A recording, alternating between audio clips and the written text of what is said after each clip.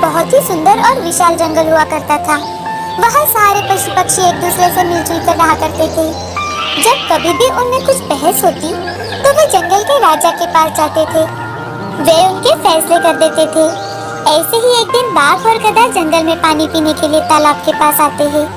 दोनों अपनी प्यास मिटाकर एक दूसरे से बातें करते हैं।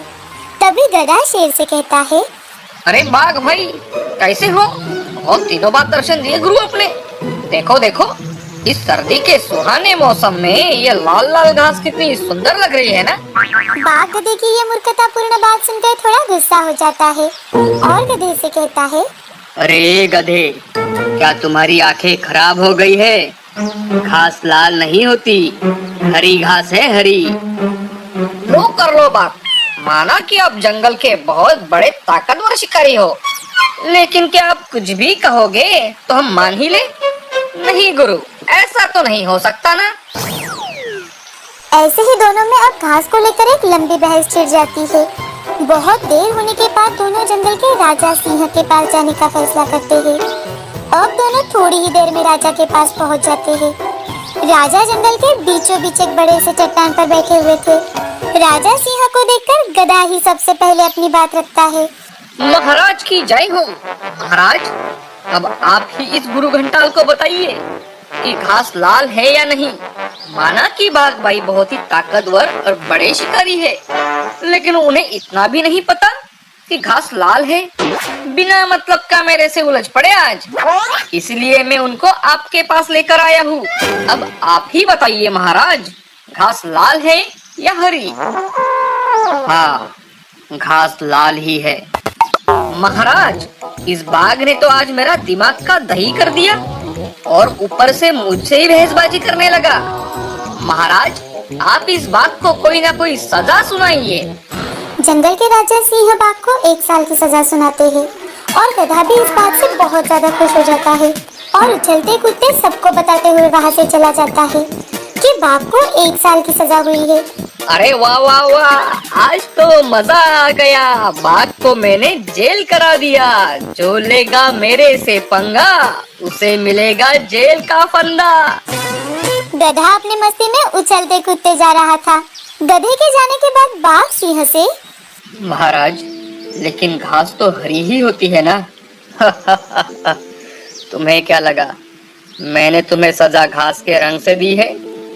तुमने गधे से बहस की तो की, ऊपर से वो बहस मेरे तक लेकर आए। तुम एक चालाक, फुर्तीले और अक्लमंद जानवर होकर उस गधे से उलझ पड़े। बाघ को अब सारी बात समझ में आ जाती है कि 2024 में जो सही है बस उन्हें ही चुन कर दीजिए और गधों के साथ बहस करके मत बैठिए, नहीं तो हमें अगले 5 साल की सजा होगी। श्यामपुर नाम के गांव में शिवा नाम का लड़का अपनी माँ के साथ रहा करता था। शाम का आम का बगीचा था। वो अपनी रोजी रोटी चलाने के लिए अपने बगीचे के ही आम बेचा करता था और अपने आम के बगीचे की अच्छे से देखभाल करता। लेकिन फिर भी उसके आम कभी आधे पके होते तो कभी खराब हो जाते।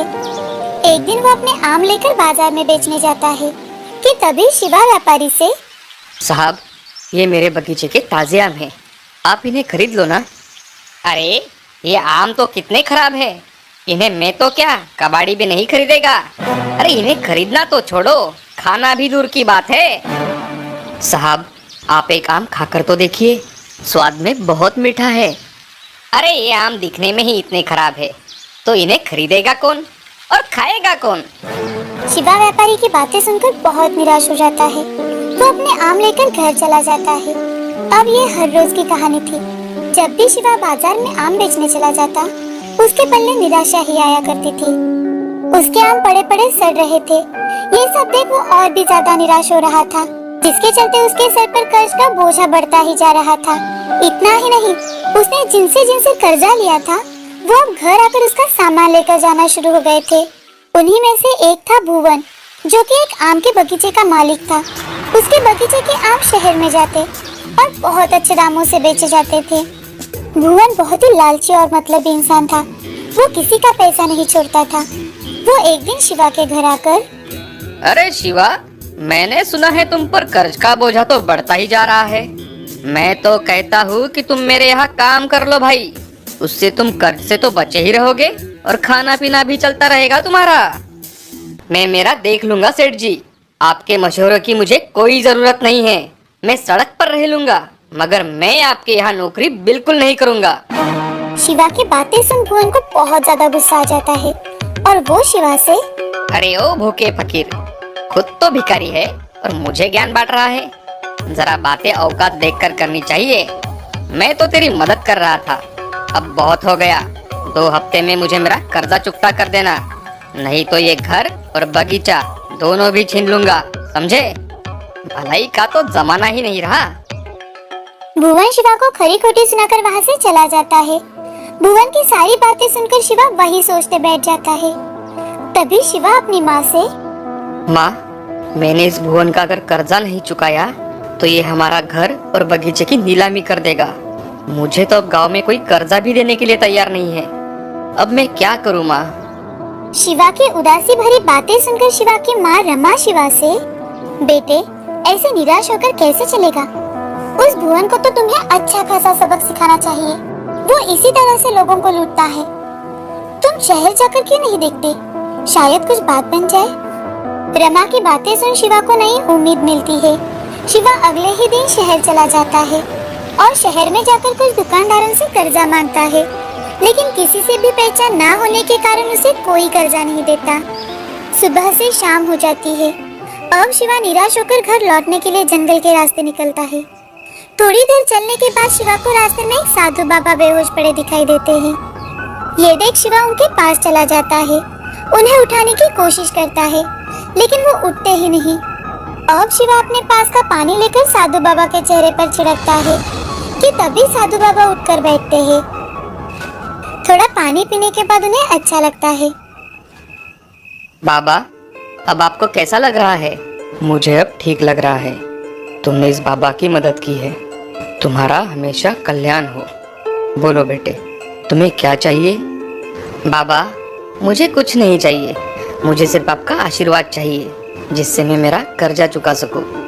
साधु बाबा अपनी पोटली में से एक बीज निकालते हैं और वो शिवा को देकर, बेटा, ये बीज अपने घर लेकर जाओ। घर जाकर इसे लगाते समय तुम जिस फल का नाम लोगे, उस फल का ये पेड़ बन जाएगा। ये तुम्हारी सारी गरीबी मिटाएगा। वो बीज अपने हाथ में लेकर शिवा बाबा से, धन्यवाद बाबा, अब मैं चलता हूँ। ऐसा कहकर शिवा साधु से आज्ञा लेकर घर चला जाता है। घर जाते ही अगले दिन शिवा वो बीज अपने बगीचे में लगा देता है और लगाते समय आम के पेड़ का नाम लेता है। 2 दिनों बाद ही वो बीज एक छोटे से पौधे में बदल जाता है। पौधा देखा तो शिवा बहुत ज्यादा खुश हो जाता है। तो शिवा खुद से, अरे, ये तो चमत्कारी पौधा लग रहा है, जरा देखो तो। ऐसा मन में सोचकर शिवा घर चला जाता है। दिन में दिन वो पौधा बड़ा होता जा रहा था। वो अपने बगीचे के बाकी के आम के पेड़ों के साथ साथ इस पौधे का भी अच्छे से ख्याल रख रहा था। अब 8वें ही दिन पौधा बड़े आम के पेड़ में बदल गया था।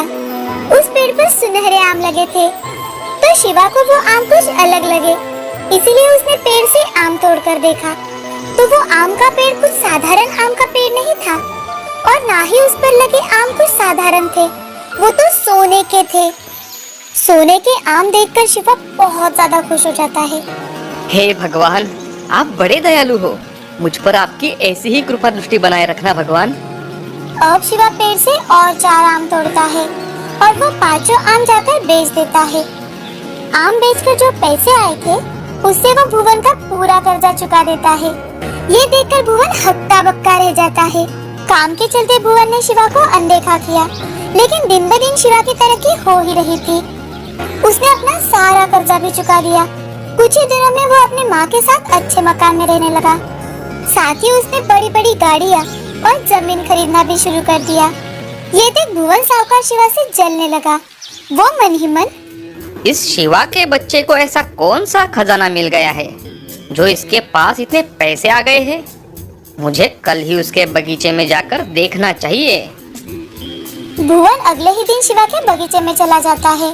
वहाँ पर सोने का बड़ा सा आम का पेड़ देखकर वो चौंक जाता है और खुद से, ओह, तो इस शिवा का ये राज है।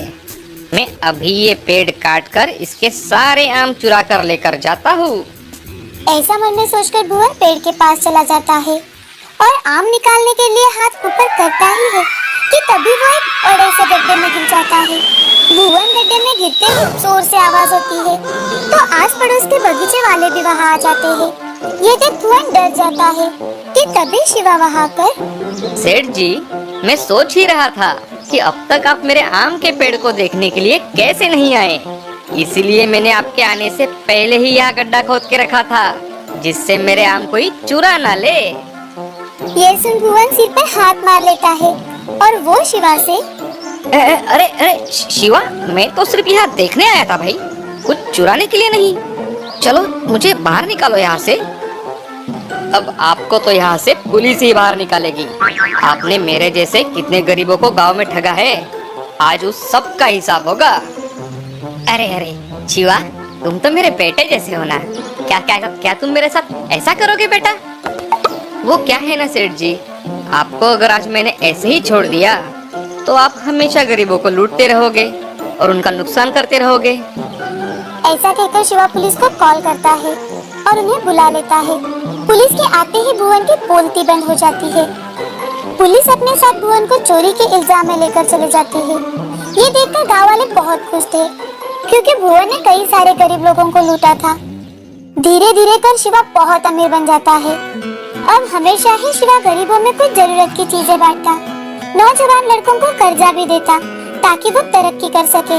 अब शिवा और रमा दोनों माँ बेटे बहुत खुश थे। उनकी जिंदगी में जादुई सोने का आम का पेड़ हंसी खुशी लेकर आया था। इस कहानी से हमें ये सीख मिलती है कि जिंदगी में हमेशा सच्चाई के रास्ते पर चलना चाहिए और कितनी भी मुश्किलें आए उनका डट कर सामना करना चाहिए।